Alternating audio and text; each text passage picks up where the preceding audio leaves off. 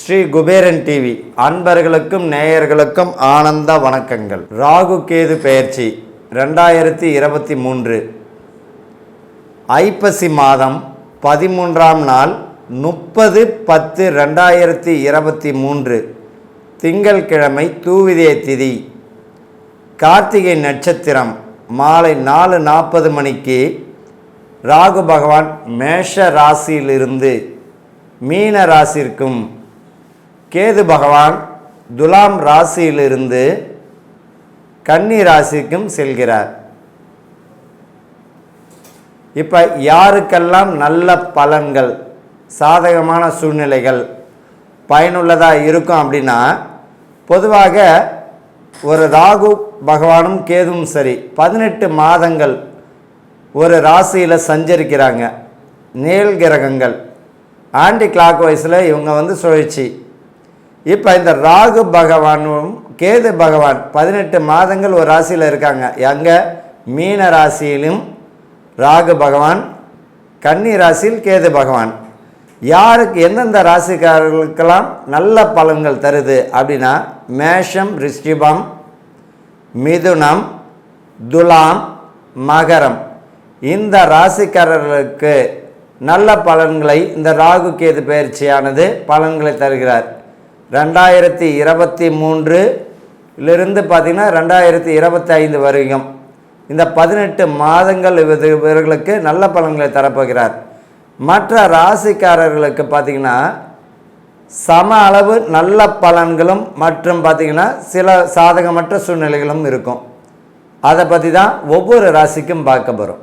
கும்பராசி அன்பர்களுக்கும் நேயர்களுக்கும் ஆனந்த வணக்கங்கள். நான் உங்கள் வாழ்வில் ஜோதிடர் தனபால்.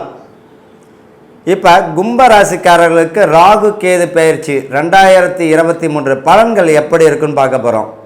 ராகு பகவான் ஐப்பசி மாதம் 13ஆம் நாள் 30/10/2023 திங்கட்கிழமை தூதியை திதி, கார்த்திகை நட்சத்திரம். மாலை 4:40 மணிக்கு மேஷத்திலிருந்து மீனத்திற்கும், கேது பகவான் துலாமிலிருந்து கன்னிக்கும் மாறார். இப்போ கும்பராசிக்காரர்கள் ஜென்ம சனி நடக்குது. ராசிலேயே சனீஸ்வர பகவான் இருக்கார். ராசிக்கு 3ஆம் இடத்துல அவர் மேஷத்தில் பார்த்தீங்கன்னா குரு இருக்கார். குருவுடன் சனி பார்வையும் கூட, அவருடைய பார்வை சிம்மத்தையும் பார்க்குது. அப்போ இந்த 12ஆம் இடத்துல பார்த்தீங்கன்னா இவருக்கு ராசிக்கு 2ஆம் இடத்துல கேது, ராசிக்கு 2ஆம் இடத்துல கேது, 8ஆம் இடத்துல பார்த்தீங்கன்னா ராசிக்கு 2ஆம் இடத்துல ராகுவும் 8ஆம் இடத்துல கேதுவும் சஞ்சாரம். இவர்களுக்கு எப்படி இருக்கும் அப்படின்னா, இந்த கும்பராசிக்காரர்களுக்கு குடும்பத்தில் பார்த்திங்கன்னா அன்பை செலுத்துங்க.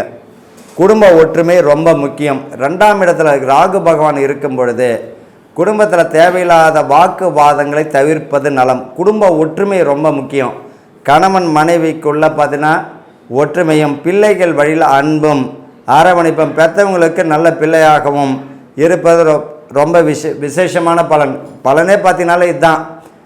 குடும்பத்தை நேசிங்க, வேறு எதுவுமே அங்கே கிடையாது. பரிகாரம்னு பார்த்திங்கன்னா இந்த ஜென்ம சனி காலகட்டத்தில் பார்த்திங்கன்னா தேவையில்லாத விரயங்கள், ஒருத்தவங்களுக்கு பணம் கொடுக்கணுன்னா 1க்கு 1000 தடவை யோசிக்கணும். அவர் நம்மளுக்கு கொடுப்பாரா இல்லைன்னு கொடுக்க முடியுமா, ஏன்னா அவருக்கு கொடுக்க முடியாத சூழ்நிலையும் ஏற்படலாம். அதே போல் வேலையில் பார்த்திங்கன்னா யாராவது வேலை வாங்கி தரங்க பணம் கேட்டாலும் பார்த்திங்கன்னா வேண்டான்னு சொல்லிடுறது நல்லது. ஏமாற்றமும் உண்டு, வேலையும் வராது.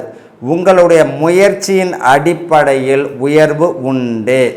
இந்த ஜென்ம ராசியில் பார்த்திங்கன்னா ஜென்மசனி இந்த காலகட்டத்தில் பார்த்திங்கன்னா உங்கள் ராசிக்கு 2ஆம் இடத்துல ராகு, குடும்பஸ்தானம். வாக்குவாதங்களை தவிர்ப்பது நலம். குடும்பத்தில் பார்த்திங்கன்னா விட்டு கொடுத்து போகிறது நலம்.